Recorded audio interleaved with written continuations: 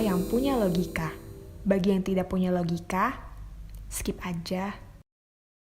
Tanggal 3 Februari ini adalah hari bersejarah bagi bangsa Indonesia. Pada hari ini genderang perang dibunyikan melawan mereka yang percaya pada pemaksaan agama.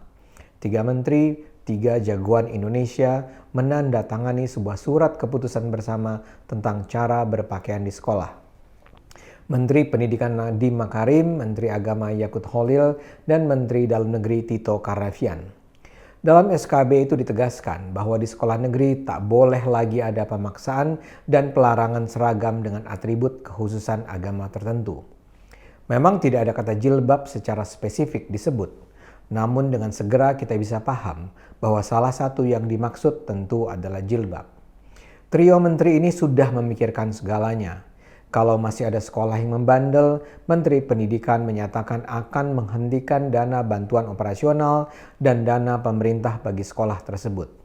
Ketiga kementerian akan terus mengawasi praktek-praktek yang berpotensi mengarah pada diskriminasi di sekolah-sekolah di seluruh Indonesia. Tentu kaum nyinyir akan menuduh bahwa pemerintah berlebihan dengan melakukan langkah ini. Masa untuk soal jilbab harus turun sebuah SKB 3 menteri? Apa nggak ada lain yang lebih penting? Apakah pemerintah Jokowi sudah sedemikian bencinya kepada Islam sehingga harus ada SKB 3 menteri tentang jilbab? Nyinyiran semacam itu akan digoreng. Tapi serangan semacam itu tidak akan lagi mempan. Rakyat Indonesia harus tahu. Pemerintah Jokowi sudah memutuskan untuk memerangi radikalisme keagamaan yang mengancam Indonesia. Bagi pemerintah Jokowi, tak akan ada lagi langkah surut. Pemerintah Jokowi akan membongkar radikalisme sampai ke akar-akarnya. Radikalisme keagamaan bukan hal remeh, dan radikalisme itu bisa tumbuh sejak seseorang menempuh pendidikan dari sekolah dasar dan menengah. Segala macam radikalisme dan diskriminasi harus dihilangkan dari pandangan mata siswa. Siswa di Indonesia harus tumbuh dalam suasana kebudayaan yang menghargai perbedaan.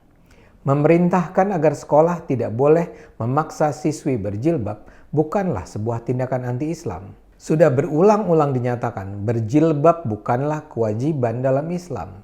Kewajiban berjilbab datang dari tradisi Arab yang dibawa kaum Wahabi sejak tahun 1990-an. Sebelumnya selama berabad-abad kaum muslimat di Indonesia tidak mengenakan jilbab. Tapi sejak pengaruh Wahabi masuk, terjadi penunggalan penafsiran secara perlahan. Berislam yang baik adalah seolah-olah menyerupai Islam ala Arab Saudi. Cara beragama di kalangan umat Islam mengalami kemunduran, sehingga seolah ada tafsiran tunggal yang harus dipatuhi dan mereka yang berada di luar kebenaran tunggal itu harus dihabisi. Jilbab adalah bagian dari gelombang itu. Bagi mereka yang memaksakan jilbab, jilbab bukan lagi pilihan budaya, melainkan kewajiban agama. Kaum berpikiran sempit itu merasa dunia harus diatur sesuai dengan tafsiran agama yang ada di kepala mereka. Mereka membangun sebuah narasi bahwa umat Islam harus bersatu melawan kaum kafir. Mereka membangun keyakinan bahwa umat Islam harus memiliki identitas yang berbeda dengan kaum non-muslim.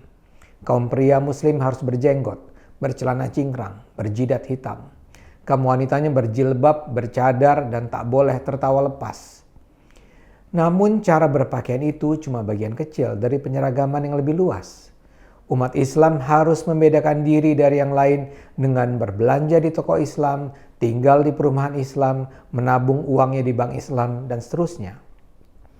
Mereka membangun batas yang tegas antara mereka dan kita. Begitu juga dengan jilbab. Dengan berjilbab, perempuan Islam dibedakan dari dunia yang jahiliyah. Karena itu para guru berpikiran sempit memaksa anak didik mereka untuk berjilbab.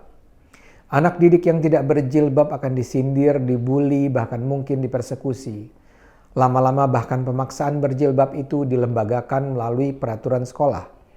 Dan yang paling menakutkan adalah ketika bahkan siswi non-muslim juga dipaksa untuk berjilbab. Mereka yang menolak diteror. Dalam kasus SMKN Padang yang memicu kasus ini, orang tua yang protes karena putrinya diwajibkan berjilbab dilecehkan oleh para orang tua lain.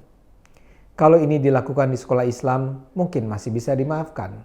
Tapi kalau itu diwajibkan di sekolah negeri yang dibiayai rakyat, itu memang sepenuhnya tak bisa diterima. Saya sendiri dulu menjadi bagian dari gerakan pembela jilbab. Saya ingat sekali jilbab mulai banyak dipakai anak muda Islam di awal tahun 1990-an dan saya menulis banyak artikel yang membela hak perempuan untuk berjilbab.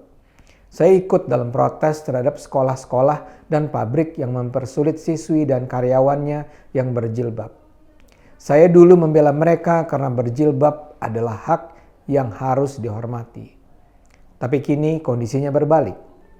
Ketika mereka memperoleh kekuatan, mereka justru juga menindas. Mereka yang dulu ditindas, kini menindas yang tak mau berjilbab. Karena itu SKB 3 Menteri ini menjadi sangat penting. Enough is enough. Tak boleh lagi ada pemaksaan cara berpakaian dengan alasan kewajiban agama. Dan jangan lupa SKB 3 Menteri ini juga menolak praktek pelarangan jilbab. Ini penting karena sampai beberapa waktu yang lalu kita masih mendengar adanya pelarangan siswa berjilbab di sejumlah daerah di mana Muslim berposisi sebagai minoritas. Pelarangan jilbab adalah sama busuknya dengan pemaksaan berjilbab. SKB 3 Menteri ini barulah langkah awal dari jihad melawan radikalisme beragama. Indonesia butuh ketegasan-ketegasan lain dari pemerintah untuk mencegah tumbuhnya penindasan beragama dan berkeyakinan di Indonesia. Terima kasih Mas Nadiem, Gus Yakut, Pak Tito. Anda semua adalah orang-orang yang akan menyelamatkan Indonesia. Kita terus perjuangkan akal sehat, karena hanya dengan akal sehat negara ini akan selamat.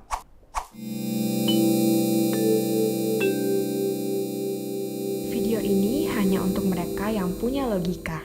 Bagi yang tidak punya logika, skip aja.